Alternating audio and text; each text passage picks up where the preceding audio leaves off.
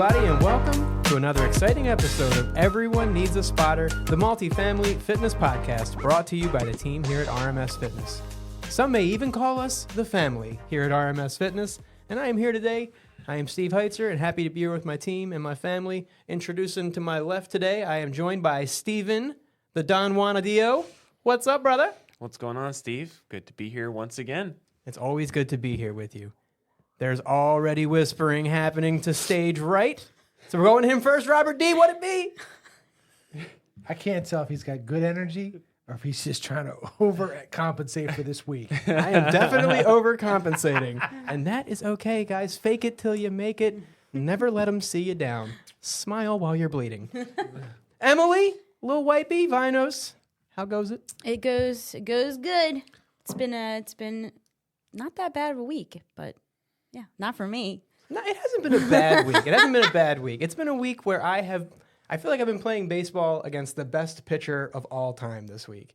All week. That's basically how it feels. Like I've just been trying to hit the nastiest curveballs and the craziest corkscrew sliders all week long. But I'm doing okay. And then we had the fire out front the building. You know, that was exciting. We did. Steven, tell the fans about the fire that you made me out of sheer obligation to my brother. There was no making sheer obligation to my brother. I had to run into a fire with him. I didn't even want to go, but I couldn't imagine not going and then having to look your wife in the eye and tell her that I didn't.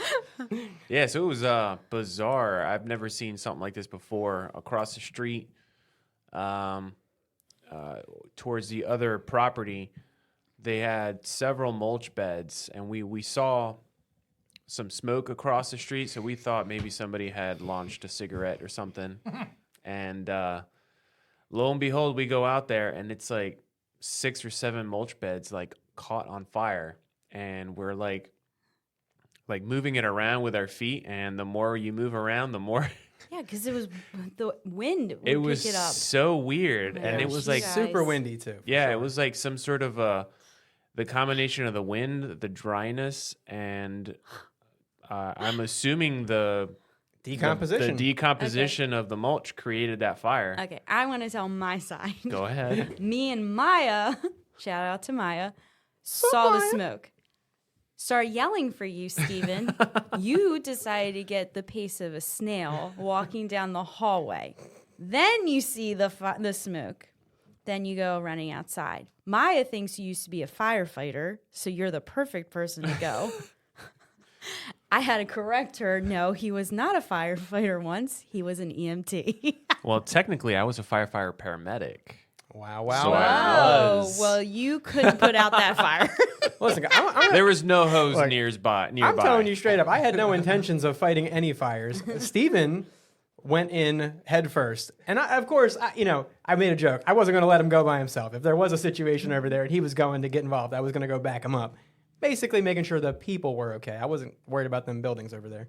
Just making sure there was nobody that needed help. But yeah, it was very strange. There was literally just as we were there, it was like the moment we got there, it just started getting so much worse so quickly. It was crazy. Then I called 911, and I've never waited so long to get put on hold. Yeah, to be helped. But they did show up. Yeah, but luckily they said already they had received so many phone calls about it. So. Yeah. Fire department did show up. They hosed it all down real quick, and all was well.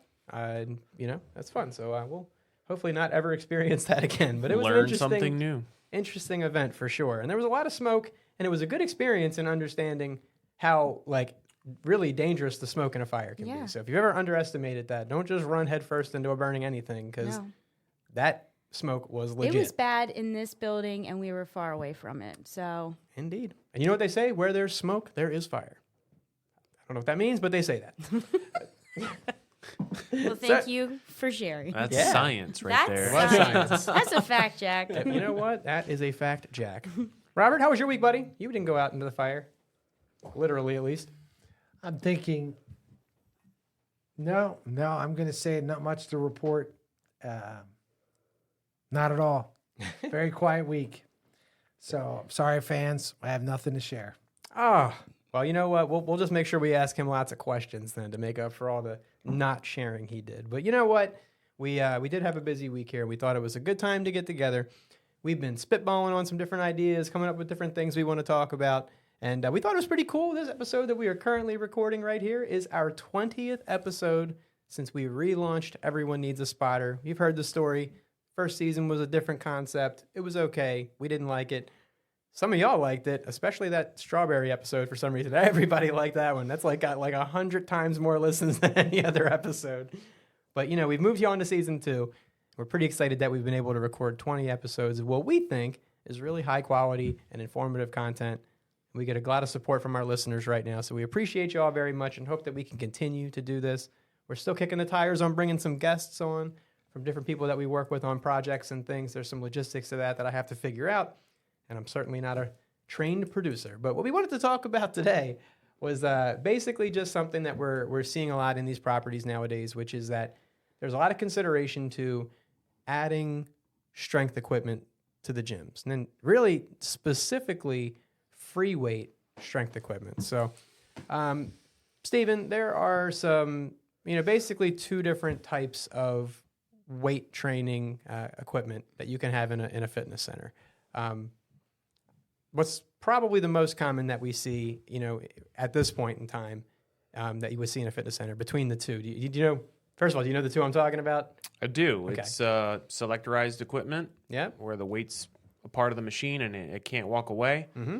And then you have dumbbells, barbells, benches, weight benches, all the Olympic style type of stuff. Yeah, it's like your free weights, right? Yep. So it's free weights versus selectorized. It's kind of what we wanted to talk about today. That's the sort of the theme, because there are some differences. Now, most commonly today, Emily, if you were to go into most of these multifamily, fitness communities, if they have strength training equipment, which type do you think that they normally have more commonly represented right now? Selectorized. Yeah, selectorized equipment, because up until very recently, that was the most common type of equipment you'd see. You'd go into a fitness center, Robert, and right down the middle of the gym, what would you see? Well, again, that's the 90s approach. It was easier for a person to pull a pin, adjust their weight stack, and then from there perform the exercise. Because generally those selectorized gives you some kind of instruction on a placard. So from that placard, you can kind of identify what the exercise is about, make the necessary adjustments. But as we go through this episode, we'll talk about the fact that in the last couple of classes that Emily and I have done, all the adjustments necessary to get a person fitted for the exercise tends to be a challenge now for the selectorized world. Indeed. So that was basically, what I was looking for there. That's the correct answer. That was really what you would see if you went to a fitness center. You'd see a lot of individual machines that targeted an individual muscle. And you either via some sort of button or switch or popping a weight stack pin into the weight plate that you wanted to lift, you choose how much weight. And to Stephen's earlier point, it can't walk away, it can't leave. It's kind of one big self-contained piece of equipment. You don't have to worry about somebody having all the 45-pound plates and you not having enough weight for what you're trying to do. And then, Stephen, you kind of mentioned a few of them, but maybe go over that again. Maybe Stephen and Emily, you guys can split some. Like what the free weights, what would those kind of be described as typically? One of the most common ones are the dumbbells. And more noticeably, like the rubber hex dumbbells is what you most commonly see right now. Yeah. Emily, you have any other ideas? Yeah, so then you could have like a Smith machine or some sort of squat rack with weight plates and things like that. Exactly, yep. So that's basically what you'd be talking about. You'd be talking about dumbbell free weights, fixed barbells, Smith machines, or any kind of plate-loaded machine. Or kettlebells. Kettlebells, or barbell, even in a squat rack, like Emily said. And they really have a lot of differences in how they function, how they work, what they're best at, what they're worst at, ups and downs. And that's what we wanted to talk about, because right now there's a big push due to something that happened in the last few years. I always want to say because of COVID, because it feels like everything changed then. But there was a big change towards the way people wanted to go about their strength training, and people have gotten really big into squatting, deadlifting, bench press, and these free weight types of workouts. So as a result of that, what are we seeing a lot of requests for now into these multifamily communities, Robert? Well, Emily alluded to that. I think the number one, if isn't already in the facility, would be the Smith machine. but bar none, that is one of the most requested machines, especially when you're trying to make that transition from Selectorized to, because, and this is more of an education, is that because the Smith machine is still, in a way, locked into place, that your insurance is going to see that as beneficial as to just a free bar that you would be using. So during the exercise process, there are ways to put stops, so that I guess you could call them safety stops, that you could put into place that makes the exercise a little more safer to perform. But then again, I think about an actual power rack. You're going to have the safety spots as well. You just have to put them in the right positions. So with that said, the Smith machine, again, the operation, you can perform all of the things you kind of stated, like what's been kind of the highlight of the fitness world is the deadlifting, the squatting, the bench press. There's kind of the big three, and the Smith machine can help and keep that operation isolated to just that machine. Yeah, that's a really good answer. Solid, and then, along with a lot of that basically has just been that demand for that type of equipment in general, because it's become so much more popular.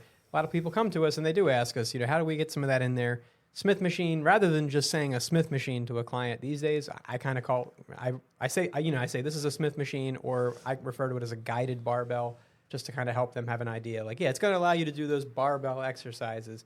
But to Robert's point, it's not going to be all free and crazy. You're not going to have to worry about somebody dropping it and causing a major issue, which is exactly what we're going to talk about here in a second. But Robert, I see your hand. What you got? Well, only because in trying to find things of interest to clients, I have to admit, being transparent here, that gym fails is a big thing on Instagram, where most people will get involved in an exercise. And yes, they're funny, but wow, do they look dangerous. And that's why a lot of times a facility will consider a Smith machine before they'll consider a power rack. Yeah, there's definitely considerations to safety when it comes to bringing in any real type of free weight. Another example of what you're talking about with that is how it's been a focus recently on higher weight dumbbells.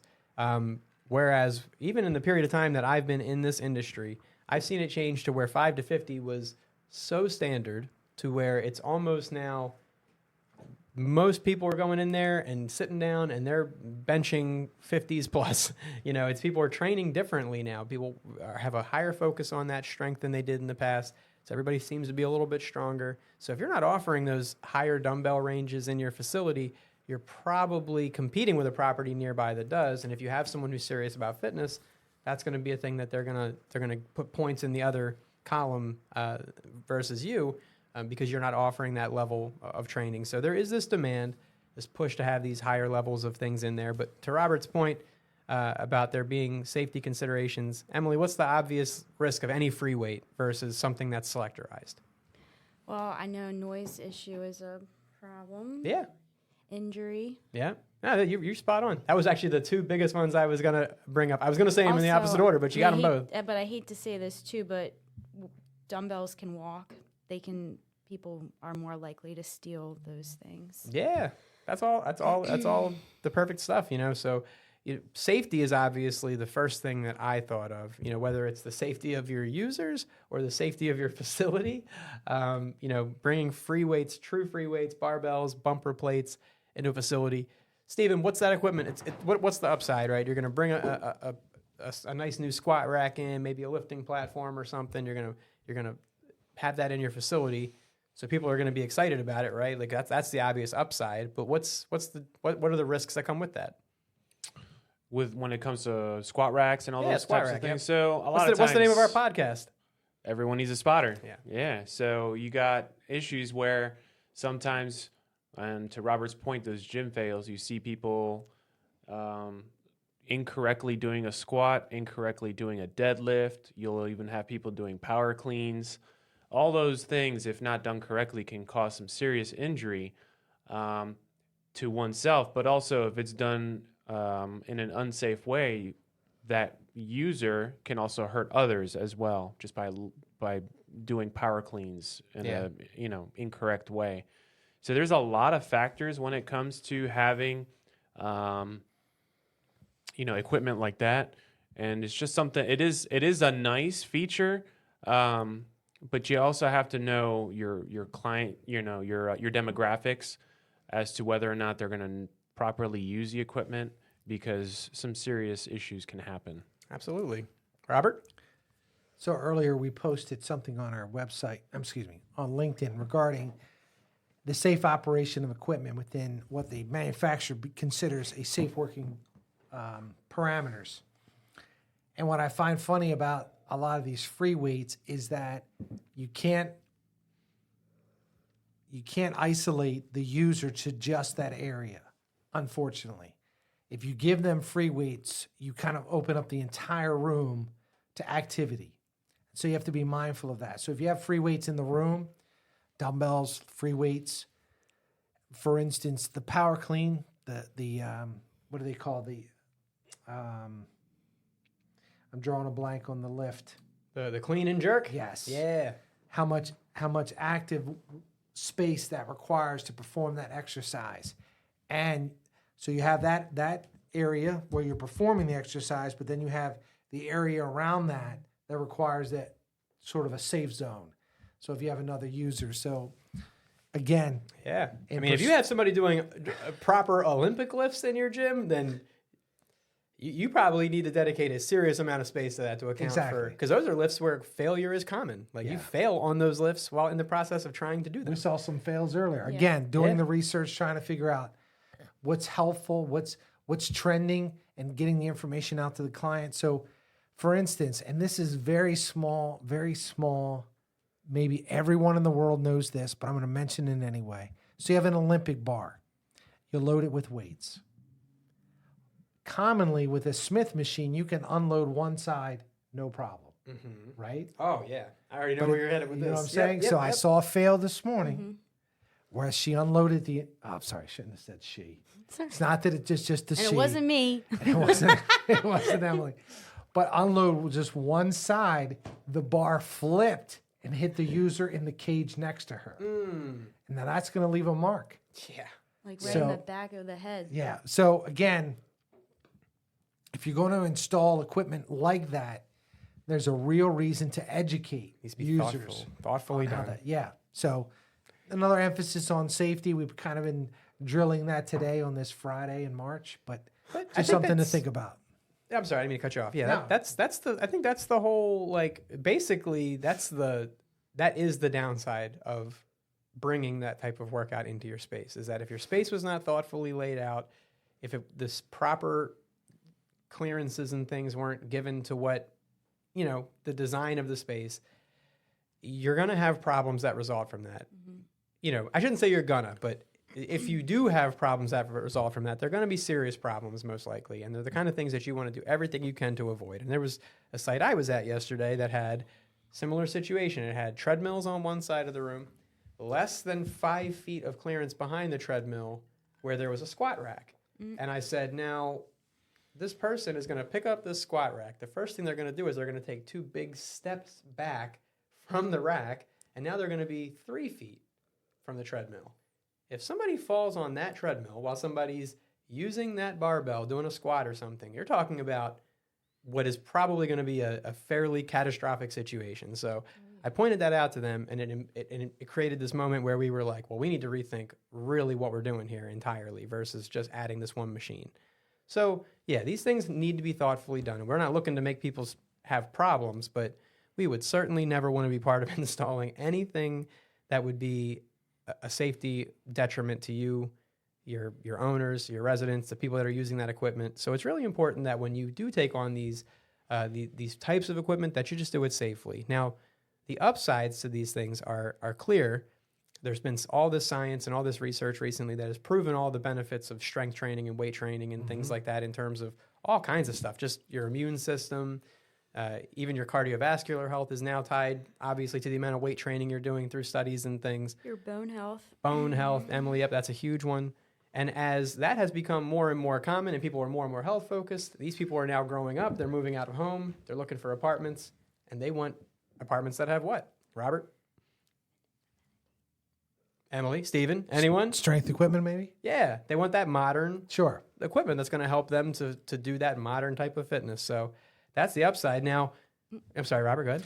No, I mean, you asked the question, and yes, strength equipment is definitely the answer to this circumstances, especially if your community has anyone over the age of 40, where that becomes even more evident in life, is that you want to have a strength training routine for benefit of healthy lifestyle.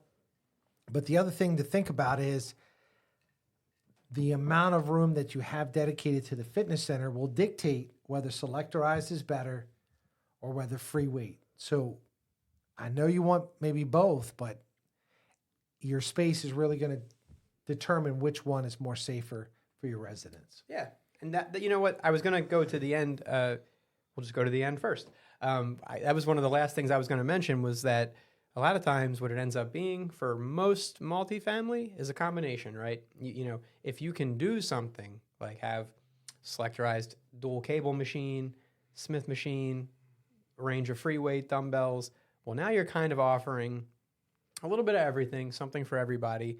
No one's going to miss out on a chance, you know, to be able to pursue their fitness goals in a way that they want to, or that feels good and modern and you know, and things like that. But that was a really good point, you know, was that, you know, you can't always have exactly what you want. You can't always have your cake and eat it too. And sometimes you do have to pick and choose. So, Stephen, what would you say were the obvious benefits of the Selectorized equipment? Because Emily mentioned, actually pause on that. I want to go back to Emily really quick.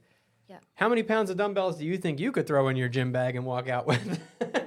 No, but you know, talk about that for a minute. Talk about the, you know, the issue with those things. Well, I know just going out on visits where customers looking to do an upgrade for the fitness center, that is a big concern. And even though I feel like you can do a lot more with a nice set of dumbbells and a nice area and benches and everything, and that's what I prefer over Selectorized. But a lot of places are concerned about how much things leave the room, you know, unfortunately.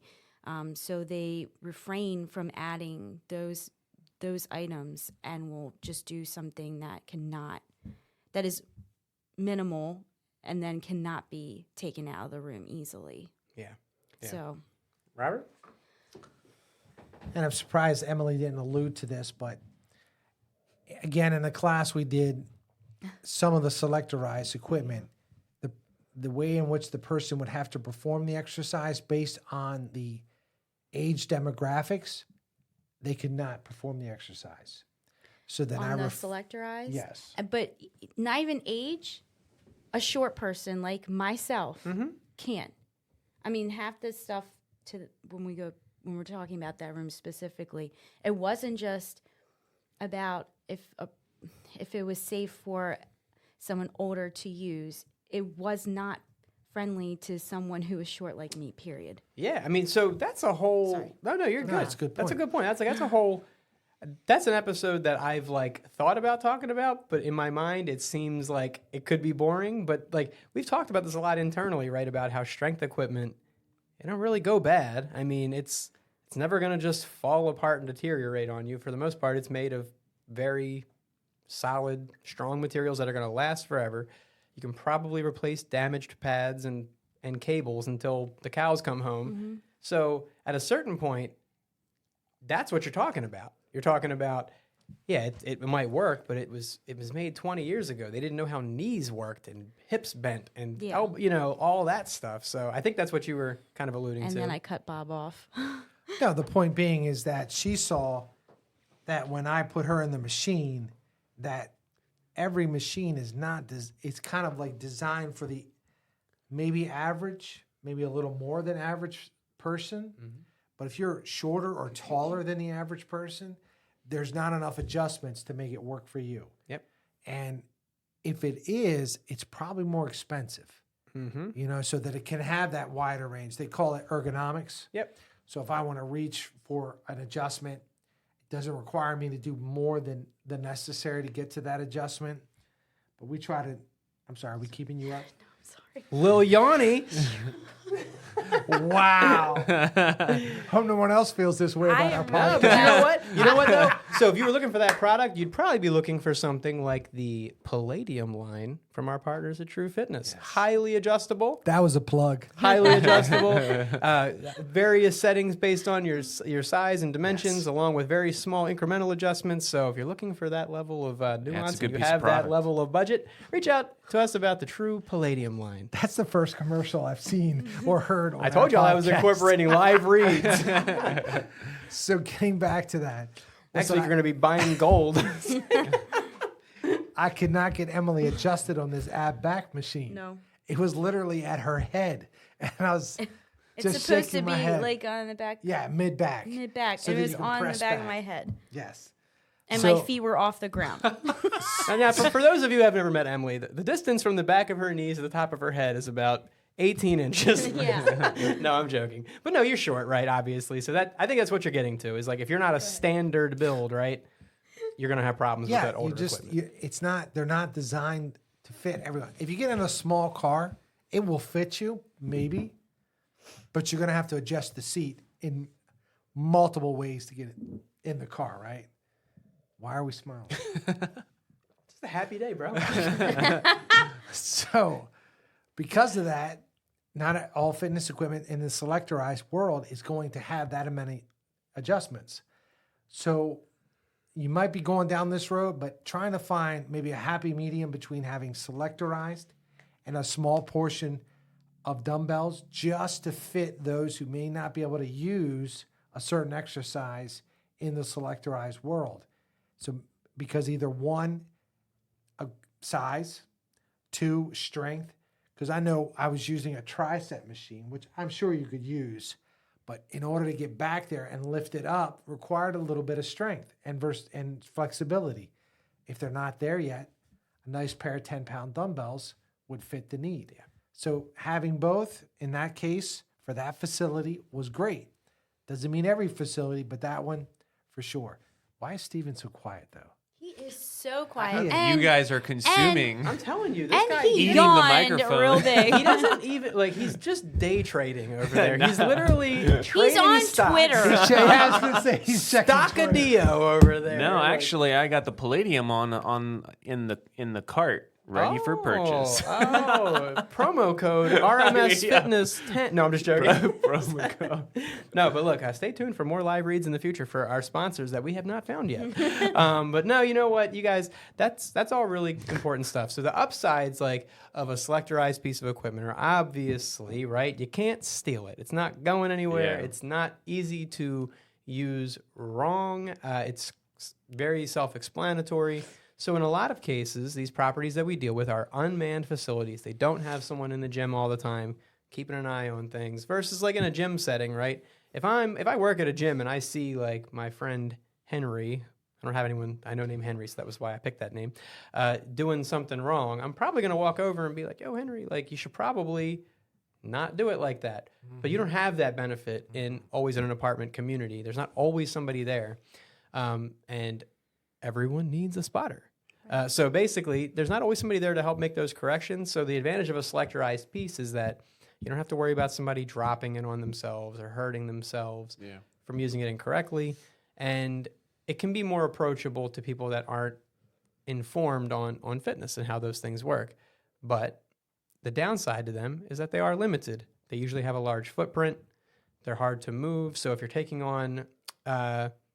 I don't know, maybe considering replacing your flooring, what's something you have to think about? How much equipment you have to move. How much equipment you have to move, right, around in the room. So Steven beat knows you, all Steven. about that. Steven knows all about that. I Steven, do. Steven's I like, do. how hard is it to move a selectorized piece of equipment? I feel like Steven needs a haircut. He definitely needs a haircut. Yeah, I think I that's why he's had- not talking. His You head know, must I weigh had more an- than usual. My head is Probably- weighed down. It's heavy like right his now. neck must be tired, so he can't talk very much. I No. had an appointment today and I had to cancel it because something came up. It's like I am No. always pulled from every corner. He's gonna look like cousin It from the Addams Family next week. So no, but so like, if you go into a gym though, and you see somebody's like, "Oh, we're gonna replace our flooring. We need some help moving the Yeah, equipment," and you see yeah. a leg press with 375 pounds of plates on it, what's your first thought? That's going to require some heavy lifting and professionals to move it. And if you've never done it before, it will definitely be a daunting task for someone. But yeah, like, you know, to your point, going back to the pros of having Selectorized is, yes, they're relatively safe, especially for an unmanned facility. But also, you know, if for the most part the people using the equipment don't abuse it, a good quality piece of Selectorized equipment can last 10, 15 years. So, and especially if it's being maintained. So that's also another plus to having Selectorized equipment. Yeah. So, you know, that's a good point. And you saying that's always the coolest thing about these episodes is like, there's always things that I never thought of until the moment somebody else said something. But like, You're welcome. Steve, thank you. You know, just thinking about like there's certain pieces of Selectorized equipment that are, you know, like kind of timeless, sort of make a lot of sense. And then there's other ones like maybe if you have a small space, maybe you don't want to get like a deltoid raise, you know, like if you've got an ab adductor or an ab crunch or an ab adductor. That thing's getting machine. popular, man. I'm telling you, know, that's like the standard now. But again, if you're talking about a small space or a space where you're not going to have a ton of opportunities, or you know that you're not going to have chances to replace and replenish things often because of, you know, the economics of the property or whatever, like make investments into timeless pieces that are going to be there for a while versus something that you're going to buy and then your owners are going to be like, well, we just bought that 7 years ago and it's, you know, we're not getting rid of it, you know, and it's just there. You know, so maybe don't buy like the ab crunch machine or the deltoid raise, or, you know, if you have that limited space. If you have all the room in the world, sure, get every machine you can get all the individual machines and the free weights and do it all. But like if you're kind of working on a small space and you've got to be creative with it, you got to make thoughtful product selections so that you can benefit for a long time and have a space that's appealing to people. So remember, like it wasn't even just the ab crunch in the back. What would that be? Back. Oh yeah, the back extension. Yeah, it was a dual, but that one that they had, the dual leg curl leg extension, I couldn't even do that one. That was rough. I think what she's alluding to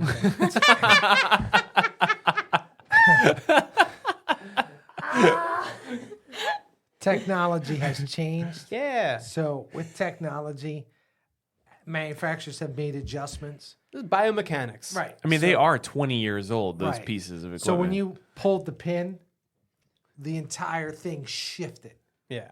So you had to play with the machine to get it. To your point, older equipment, you can hang on to it forever, but it's just not going to perform 20 years into its life like it did 10 years into its life. Correct. Because you're talking about bearings and things that are moving, and the adjustment pin is just not going to fall into the right place at the right time when you're trying to go from extension to curl. And because of that, I could see it on the face of the folks in the class is that that's going to require me too much work. And so they're going to fade away from that particular piece of machine. And so unfortunately that is the situation with older equipment. But I will say kudos to the manufacturers who have made adjustments to that so that when they do adjust the equipment, all of that movement doesn't happen. So they can adjust accordingly without all of that going back and forth to find the right adjustment. And it is a testament to how they were making things 20 years ago that I can't get some people to get rid of this stuff. It's true. Yeah, it's true. Like, this stuff will be there forever. Yeah. I'm like, until the rust just consumes this machine entirely, it's going to work pretty much the way it does right now. And if that's what you want, you're good. You know, and that's so to the points about that Selectorized equipment, it can be built in such a way that it lasts a long time if it's not misused or abused. Yep. It can be a good investment if it's the right investment into your space. It is safe. It doesn't require a spotter, even though everyone needs a spotter. That equipment doesn't require it. You know, you can work on it safely, you know, without that type of assistance. But it is going to be limited. It is going to be a negative point. If that's all that you have in your space, it is going to be a negative for those maybe like younger, athletic, professional crowd, or even an older crowd that's interested in full body training or strength training, which it is becoming more and more popular now for older people to be involved in strength training and powerlifting and things.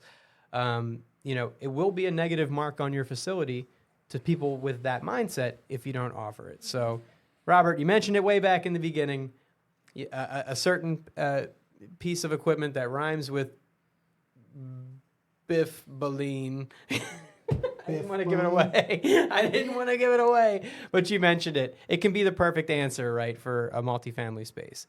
What was that machine? Plate loaded, but still safe. Smith machine, right? Biff Mully. Biff Mully. I couldn't think of anything that rhymes with Smith machine, guys. I'm sorry. But no, like you mentioned it earlier, that can be a really great addition for any small multifamily space that wants to bring that level of equipment into their facility. Yeah. Roberto? Well, again, it's going to sound like a plug, but it's available to just about anyone, honestly. But Torque Fitness, created their X-Create and other modules to create both.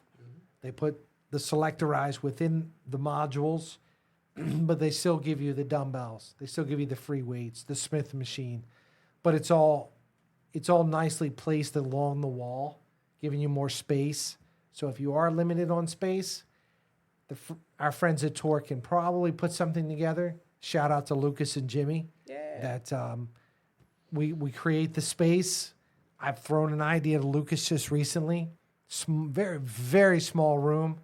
But I know that the people living in this complex in DC don't want the Selectorized that's there. Mm-hmm. I can tell as soon as I went into the room, it was like very uninviting. This equipment is very old. It doesn't fit everyone's needs. They're trying to work with it, but with this new design that Lucas helped me with, it's the answer. Yeah. For both worlds. Yeah. And then ultimately we know what the game is, guys. We understand that the goal is ultimately to lease these units, to renew these leases at higher rents, raising rents, do all the things. We understand that's how the bills get paid, how your clients make money and things like that. So having an appealing space, having what is in demand, but doing it in a way that's safe and functional is really important. Stephen or Emily, either one of y'all can dive in if you have any thoughts on this. Another thing that just came to mind with free weights is consideration to where they're placed in the room. Sometimes you find that these pieces of equipment are put too close to a wall or too close to a column or a mirror or something. And then what happens to that, at that point? Normally what happens is the mirror gets some sort of splash damage from, someone getting a little tired and overworked from using a set, and then they go and carelessly put it on the rack and it hits the window or the glass. It can be next to a window as well, crack the windows. And then the other scenario is if you're putting it near an apartment that's adjacent to a wall, or if there's an apartment below where they're potentially going to drop the weights near it. So just some factors to consider. Yeah. Emily? And something that maybe this is just a personal preference, but I know when I'm doing functional, training with dumbbells, I like to have a mirror. I like to see my form. Whereas when I'm working out with Selectorized, I don't care. I don't use that. I don't need that as a point of reference necessarily. Mm-hmm. So that's something to consider is if you are going to be putting dumbbells over Selectorized, that I know a lot of people do prefer to have a mirror so that they can see their form. Yeah, super good point, actually. Thank you. Didn't think about that, but that's actually super critical because, to your exact point, when it comes to this free weight training, dumbbell training, anything like that, form becomes really critical and important to the safety of the workout. And if you can't see yourself, you can't observe that form, and you don't have a spotter, well, that's a perfect storm for an accident or an injury. And again, in an unmanned facility, someone having an accident or an injury, if it happens to be at 9 o'clock at night and nobody happens to walk into the gym until 6 a.m. in the morning, nobody wants to find Henry, my friend Henry I mentioned earlier, pinned down under a barbell 17 hours later. It's not a fun time. And obviously, it's a ha-ha thing, but it's not, because it's a thing that does actually happen. Yeah. if these rooms aren't thought out in a safe way. So if you're going to invest, you have to invest in quality equipment, because my last comment on that was going to be that people, in an effort to sometimes add these strength training pieces to their facilities, will sometimes go out on their own, because when they look for commercial equipment, maybe the price appears to be prohibitive. So they'll go online to Amazon or somewhere similar, and they'll purchase what, Robert? Residential equipment. Residential equipment, which then only, and I mean only, increases the likelihood of all of the bad things we've talked about happening. So this is a scenario where you should try to be, if you are someone who's interested in the long-term success of your facility, you should be looking for ways to add current and modern strength training options, but never at the expense of safety or proper function or layout. Sure. So it's a huge plus if you can do it right, but you shouldn't do it at all if you can't. And that's kind of, I think, really what it comes down to with the free weight training. Robert? Yeah, and getting back to your point about the residential equipment, I'd like to believe that generally the management company or the person overseeing the facility doesn't add in the residential equipment. It's generally donated somewhere within the facility to the room. And once we see that, sometimes that's a tough conversation to have with the manager, because they'll say, well, a resident donated that. Well, that's nice. It's a very nice gesture, but it creates more issues than it has solved. So that's why we're so adamant about, we just saw last week a bench. You think one bench fits all? Well, it's not the case, because there's balancing issues. There's how much weight. So, you see a weight. Okay, so this is weighted to hold X amount of weight. Okay, so what if the person is this much, plus you add on the weight they're using? Then what happens? So that's what sometimes we don't think about. When I say we, the person who's donating the piece of equipment, they're not thinking of all the parameters that a commercial facility has to fulfill in order to have that piece. Because that residential piece, right, may have been built to hold 300 pounds, but maybe it was built to hold 300 pounds one time a day for 15 to 20 minutes a day while you used it. Right. Not constantly, all day, every day, potentially multiple times a day by multiple people. And then you're going to have people using it for plyo jumps and all kinds of crazy stuff in your commercial facility that maybe they don't know they shouldn't do to your residential bench. So, all of that stuff, can just, to kind of drive that point home, can just be, again, this is the type of equipment that people want to see. So as property managers and operators, it's kind of incumbent upon you to figure out a way to incorporate it, if you can, into your facility, but it should only be done in a way that's going to be safe and effective. And if you can pull it off right, it should be really appealing. And there's nothing wrong with selectorized equipment if it's what is the right fit for your facility, and it's going to be the thing that helps you operate that space well. So I think we've about beat that drum as loud and proud as we can. Robert, what you up to this weekend real quick? 30 seconds or less. Well, we have a very important event as a family on Sunday. Indeed. Rain's coming in tomorrow. Yep. It's kind of ruined everything. So lots of rain tomorrow. Sunday should be better. I'll be in some volunteer work on Sunday, as well as a special event that evening. And then before you know it, it'll be Monday. We'll be right back at it again. Yep. Emily, anything special going on Saturday or this evening in particular? No, sounds more or less like what Robert said, but Yeah. it's nice to hit the weekend. Yeah, man. It's going to be a special weekend for sure. Yeah. Stephen D? Yeah, Saturday it looks like Netflix and chill kind of day. Maybe a glass of wine might be accompanied by that. What? I'm not sure. We'll see. Oh, might, as in Little cab faux sav. show. Cab Sabadio. Cap Sabadio. But yeah, special event on Sunday. But yeah, looking forward to this weekend. Yeah. Should be a nice opportunity to lay low tomorrow in preparation for a busy Sunday. I got the red flag alert that my daughter is coming down with some sort of respiratory ailment like everybody else in the world right now. Join the crowd. I will enjoy tissues and soup this weekend at the Heitzer household. But other than that, I think that that about wraps it up for us this week. As always, we do want to say that if you have found this podcast to be educational, informative, and or entertaining, that you would please give us a like, 5-star review, and nothing less, and share it with anyone that you think could benefit from this information. We know most of our folks are in the property management world that are listening to this information, and we know that that's a tight community. So there's got to be at least somebody you want to share it with, and we hope that you do so. But otherwise, that's about all that me and the team here had for you this week. This has been Steve Heitzer and the rest of the team here from RMS Fitness. This has been Everyone Needs a Spotter. Talk to you next time.